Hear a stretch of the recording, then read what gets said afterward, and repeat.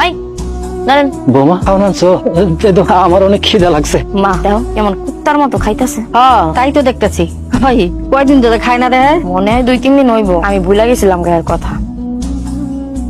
বৌমা পাত থেকে কেমন জানি গন্ধ হইতাছে, তুমি কি আমারে বাসি ভাত দিছো? না, আপনার জন্য তো কোরমা পোলাও আনছে, আপনি দেখতে পাইতেছেন না? ভাত দিমু না তারপরে যে দিছে এইটাই তো ওনার সাত কপালের ভাগ্য। আপনার পোলা আজকে দুপুরে খায় নাই, ওই ভাতটা রয়ে গেছিল। আমি আয়া দেখি মাছের অর্ধেক বিলাই খায় ফেলছে। পরে ভাবলাম ভাতটা ফালাই দিমু, এই আমনেরে দিলাম। এখন খাইলে খান, তাহলে ফালাই দেন, আমার তো দেখার বিষয় না।